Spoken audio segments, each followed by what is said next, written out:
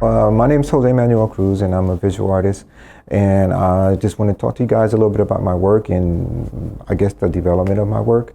So I started out doing a lot of pen and ink and working with rapidographs in third grade from my elementary school teacher who is Professor Bernard. And I would come up to the studio and after my work was done in third grade, and then sat in with eighth grade classes to do still lives and a little bit of everything else like that. And he noticed that I had this certain style of mine, so I used to work very intricate and everything else like that. And now my work has evolved with cultural things coming out. So I'm Puerto Rican Colombian, and a lot of the work that I do is just unconsciously, a lot of these things just come out. So I love working with color, and you'll be able to see in a lot of my stuff that I work with different color palettes, and I love the intensity of color, and it's in my blood, it's in my culture. And as far as the intricacy of my work, I just like to dive right into the canvas. So I kind of picture myself as a construction worker, and I have these tools, which are my pens or the brushes or the spray paint can for the backgrounds and everything else like that, and I just let it flow. And a lot of the stuff that comes out, I realized later in life, that a lot of those things have basically the essence in my culture. So, I like to paint and do different things. I like to do things that are, I guess, I don't know if you want to call it from another planet, but I enjoy working with it, and I enjoy the challenges that come with it. And I like to just be free. I like to just explore it and let the viewer get the best out of it, and let them enjoy going through the movement of my painting.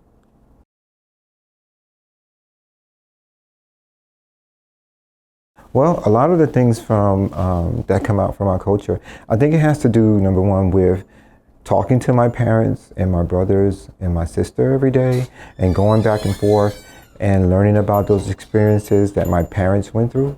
So all of that stuff is embedded in me, and it just comes out. I mean, I find myself sometimes, I try to stay as versatile as I can, so I might work with portraits and a lot of other things, but I noticed that when I'm working and I'm listening to music, all types of music, whether it's house music, Spanish music, African music, it just comes out. And I enjoy it. I mean, I just love everything about it.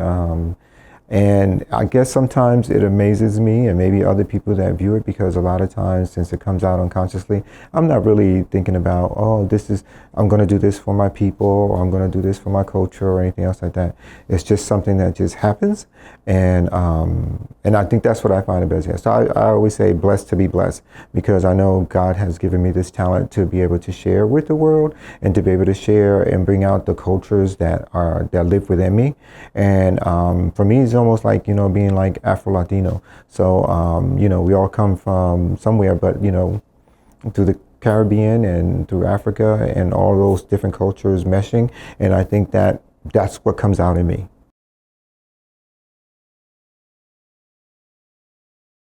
My pieces, I noticed that there's a lot of infusions, that come from all different types of culture, not just the Latin culture, but the African culture, the Mayan culture, the pre-Columbian culture. And I've, even though it comes out, I've heard that from a lot of people who see my work, that they make that connection. And I think that's one of those things where, like I said, I'm blessed to be blessed, because I'm able to put those things on canvas and let the viewer see something, and hopefully make that connection, that they not only enjoy it, but that maybe they see something that I didn't even see, and maybe something from their culture that I didn't even experience or that I even know. And one of the things, it's funny, I had a friend of mine tell me before, oh, Jose, you need to do some research and into different cultures and stuff like that. And as much as I would love to do that, and I do that when I'm teaching my students and, doing art history and stuff. But when it comes to my work, I really kind of allow all of that to just flow, and I think it comes from the music. So I try not to interfere with trying to do the research and trying to take things from the past and bring them into the future. I think that unconsciously, that's what's really going on. So I don't have to sit there and actually do all of the research and find out, oh, these symbols mean this, and this is what this symbol means.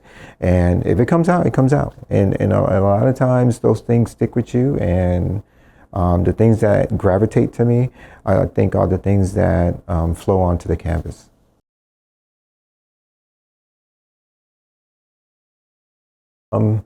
So when it comes to my color palette, the funny thing is that I really don't have any specific color. Somebody asks me always, what's your favorite color?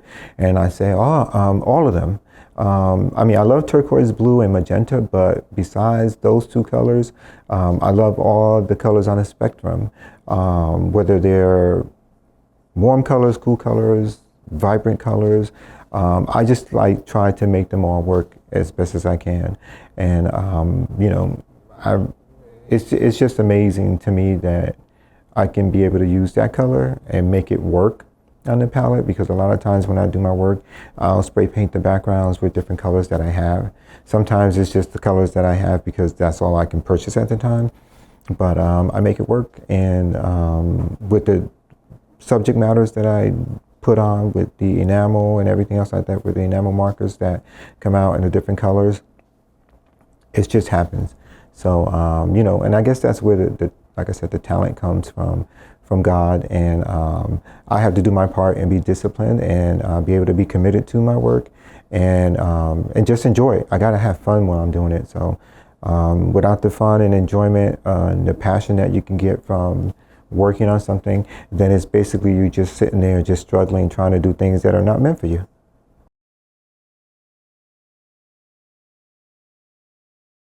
So a lot of the stuff that I do also is very precise and I guess very detailed. And I think that goes back to working with those rapidograph pens in third grade, because everything that I drew was very small.